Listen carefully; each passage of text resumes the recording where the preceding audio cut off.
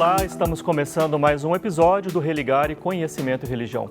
Hoje vamos falar sobre uma proposta de economia diferente do sistema financeiro vigente, sufocado por um capitalismo excludente e violento. A economia de Francisco e Clara é um projeto do pontificado do Papa Francisco. Como pensar uma teologia político-latino-americana da economia de Francisco e Clara? Para falar sobre essas e outras questões, eu recebo hoje Renato Carvalho de Oliveira. Ele é mestre em filosofia pela Unicinos e doutorando em ciências da religião pela PUC Minas. Renato é autor do livro Economia Financeira e Crítica Teológica, ensaio de teologia política latino-americana da economia de Francisco e Clara. Renato, bem-vindo ao Religare. Muito obrigado, Flávio. Prazer te receber aqui. Prazer todo nosso. Descubra o mundo da cultura religiosa com o Religare Conhecimento e Religião. Estamos no YouTube e em todas as principais plataformas de podcast, incluindo o Spotify. Para encontrar nosso conteúdo mais facilmente, use o termo de busca @Religare Conhecimento e Religião. Tudo junto, sem acento. Isso levará você diretamente para os nossos canais. Mas não pare por aí. Inscreva-se em nossos canais para receber atualizações sobre as nossas últimas entrevistas. Acompanhe os nossos episódios, curta o que você achar interessante e, o mais importante, compartilhe o nosso conteúdo. Ajude-nos a construir uma comunidade de pessoas apaixonadas pelo Religare Conhecimento e Religião, onde a curiosidade encontra sabedoria. Renato, conta para nós o que é que te motivou, o que te levou a fazer esse trabalho, esse livro, Economia Financeira e Crítica Teológica. Então, Flávio, eu parti de um pressuposto que é de fazer uma teologia a partir do lugar do leigo, né? E nós precisamos pensar o nosso lugar de leigo na igreja, na sociedade. E esse livro é uma proposta de teologia que busca engajar o leigo na economia, na política e na sociedade. Então, o livro foi publicado pela editora Apres, saiu agora no ano passado, em 2023. Né? Ele tem a ver com a sua pesquisa em teologia, né? Você fez o bacharelado em teologia na Faculdade Jesuíta de Filosofia e Teologia em Belo Horizonte. Sim, eu fiz. Esse livro foi recomendado para ser publicado pelo professor orientador Hélio Gazda, Sim. Né, que é um dos teólogos da libertação, né, aqui do nosso continente. Depois eu passei um tempo pensando em publicar e aí submeti à editora Apris, em Curitiba. Depois que foi aprovado, eu submeti a uma comissão de teólogos latino-americanos da libertação, que pesquisam sobre economia e política e sociedade, como o Luiz Carlos Suzin, da PUC Rio Grande do Sul, o Francisco de Aquino Júnior, da Unicap, né, e a Universidade de Fortaleza, Sim. e o Sinivaldo da FAGE. Sim. Então, esses foram seus primeiros leitores. Foram os primeiros leitores. Você parte aí de uma descrição sobre o funcionamento das formas da economia vigente. Né? Como é que a gente entende esse... A economia, nós temos uma economia predominante, hegemônica, que é a economia capitalista. Ela poderia ser dividida em dois ramos. O ramo predatório, que é a economia dos grandes latifundiários, né? A economia que extrai da natureza os recursos, né? E exportam a matéria-prima, como, por exemplo, gás natural, borracha, né? Minério, sobretudo, e isso provoca uma grande devastação, né? E o outro aspecto dessa economia predatória é a exportação de grãos, né? E de carne bovina. Então, essa economia predatória, ela provoca uma devastação muito grande na natureza, né? Vai devastando, porque tem que ter pastagens, tem que ter uma área extensa para plantar, né, esses grãos, né, como a soja, o milho, o trigo, né? Sim. Como é que você avalia, Renato, a relação que as pessoas têm com esse modelo? Eu diria que a relação com esse modelo é uma relação de conduta conduzida e também uma conduta de resistência a esse modelo. Infelizmente, nós temos, Flávio, mais condutas sendo governadas pelo capitalismo do que condutas resistentes ao capitalismo. E daí nós podemos pensar em economias territoriais que são resistentes, né, a esse modelo hegemônico. Tem possibilidade de novos horizontes? Temos sim. Eu acho que é preciso pensar primeiro pensar o capitalismo, né, a economia capitalista, como cultura, né, que é uma perspectiva dos economistas, né, latino-americanos, né, de desconstruir ou de desnaturalizar a economia. Isso está sendo feito na teologia da libertação, né? E eu comungo muito dessa ideia de desnaturalizar a economia, porque até então a economia capitalista ela é uma economia que se coloca como a única alternativa, né, de economia. Então parece que a gente não tem muita possibilidade de pensar outras possibilidades, né? Quando você fala em teologia da libertação, aqui no livro, você procura apresentar a teologia da libertação como uma forma de teologia política. Eu diria que não e sim. Parece o padre Libani falando, né? Não e sim. Vamos lá. Aprendi com esse mestre. Não, porque é uma expressão que foi criticada pelos teólogos da libertação, né? Essa expressão, teologia política, ela foi utilizada pela primeira vez, no sentido teológico, pelo Johann Baptista Metz, um teólogo alemão, né? Então, foi muito criticado, né, pelos teólogos da libertação, porque alguns disseram que era uma teologia mais preocupada com a ateologia sobre a política do que propriamente com a política, né? No fundo, estavam criticando essa falta de engajamento da teologia política europeia, né, na sociedade, com os problemas sociais. Tem uma necessidade, então, de relação entre a teologia e outras ciências para essa tematização da questão política? Sim, né? A teologia da libertação ela é muito próxima das ciências, principalmente das ciências sociais. A teologia da libertação ela busca entender por que o oprimido é oprimido. E para isso ela precisa de uma análise crítica da realidade. Então ela tem que buscar nas outras ciências uma análise mais profunda dessa realidade. Sobre essa questão, assim, então a teologia que vai refletir sobre a realidade, né? Seria possível falar assim, um pouco mais sobre essa mediação hermenêutica que faz a teologia da libertação com relação à conjuntura, à história, sim, à realidade, enfim? Sim. A mediação hermenêutica é o segundo passo da teologia da libertação, né? O passo metodológico. Em que ela consiste? Em, a partir da fé, dizer algo sobre os oprimidos e os opressores, né? Então, iluminar a realidade da opressão, essa realidade cruel com o pobre, com os marginalizados, a partir da fé. E de uma fé centrada no Deus bíblico, um Deus libertador. Um Deus que fica do lado dos empobrecidos, dos marginalizados. Existe algum outros passos que ajudam a gente a entender esse tema, né? Nós estamos falando de teologia e economia, né? Sim, outros passos da teologia que a gente precisa considerar? Sim, a mediação prática, né?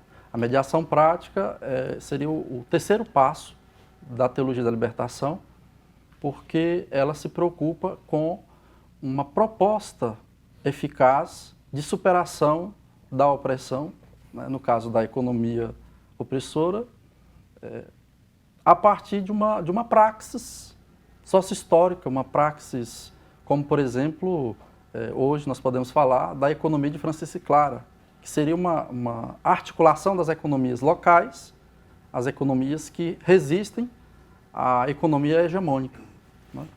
Essa teologia da libertação, que foi gestada, né, cultivada aqui na América Latina, ela se aplica a outros contextos? Contexto Sim. africano, contexto asiático, ou até mesmo no norte? Sim, sim. E como seria? Bom, não sei se no norte, né? Mas na Índia, né? No Oriente, na África, sim.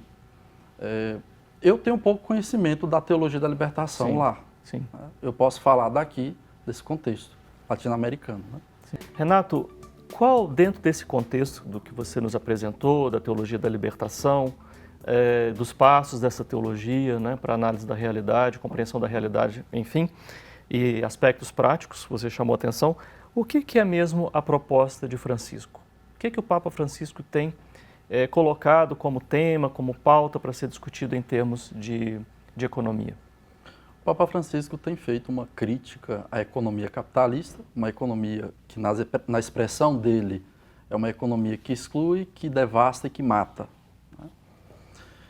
E a proposta do Papa Francisco é de reanimar a economia, ou como ele chama, realmar, dar alma, dar um novo, né, uma nova cara para a economia.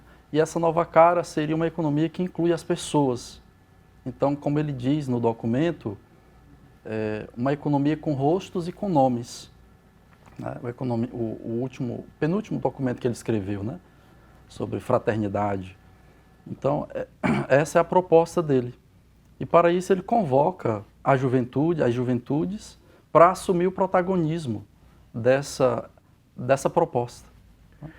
Assim, isso em termos gerais. É possível detalhar alguns dos aspectos? Né? Sim. Assim, concretamente, qual é a proposta? Para atingir esse objetivo de realmar a economia, o Papa Francisco propõe o Pacto Educativo Global, que inclusive dois dos 7 compromissos desse pacto é reanimar ou renovar a economia política e cuidar da casa comum.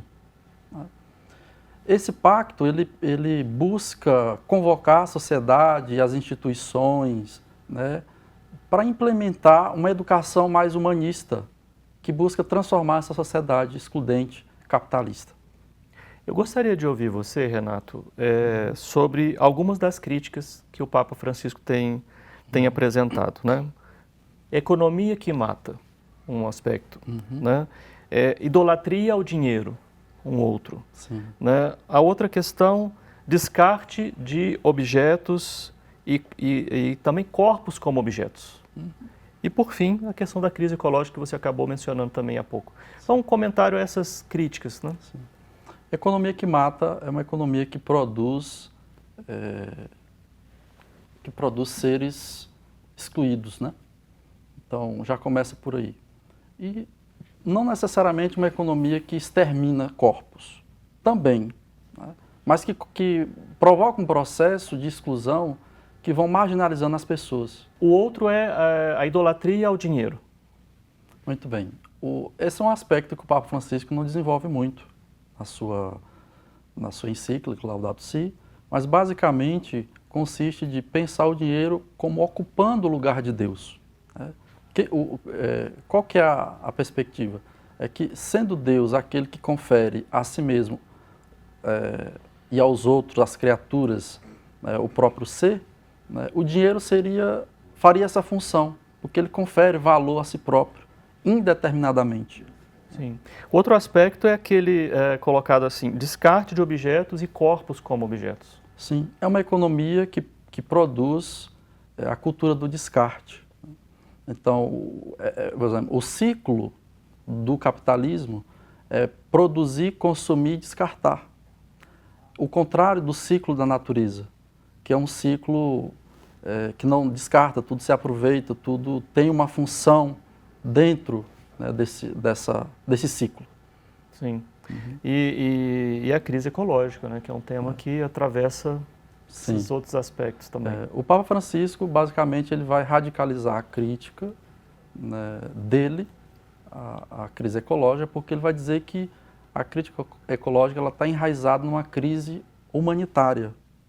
Né? As pessoas romperam com a sua relação com a natureza, com o meio ambiente, com o planeta, com a casa comum. Né? Então, vê o planeta como um objeto, uma mercadoria, que pode ser devastada, que pode ser explorada, etc. Tem uma expressão que você traz no livro, que eu também gostaria de compreender melhor, que é capitalismo de vigilância. Sim. O que é exatamente isso? O capitalismo de vigilância é uma expressão da psicóloga social e filósofa Shoshana, né?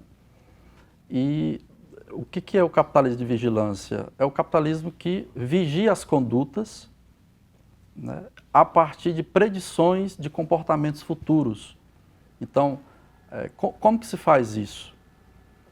Quando você dá um clique, quando você curte, quando você frequenta um site, as empresas elas vão pesquisando a sua vida, né, e elas fornecem informações para outras empresas que vão como que programar a sua conduta de consumo, né, no futuro.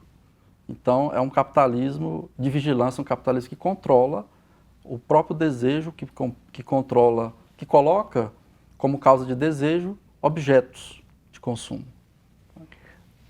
Tem alguma relação, assim, as reflexões, as ponderações que o Papa Francisco tem apresentado alcança esse aspecto? Do capitalismo de vigilância, acredito que não. O Papa Francisco, ele não... Talvez ele precisasse ler um pouco mais sobre isso, né? Mas nos textos do Papa Francisco não aparece. Esse tema não aparece? Não aparece. Sim, sim. Quando a gente fala o Papa precisava ler mais, assim, tem todo um conjunto ali de assessores, claro, né? Claro. Que tá junto, né? Quando você, né, falou daqueles critérios, logo no começo da nossa conversa, né? Você estava falando um pouco de método da teologia da libertação, né?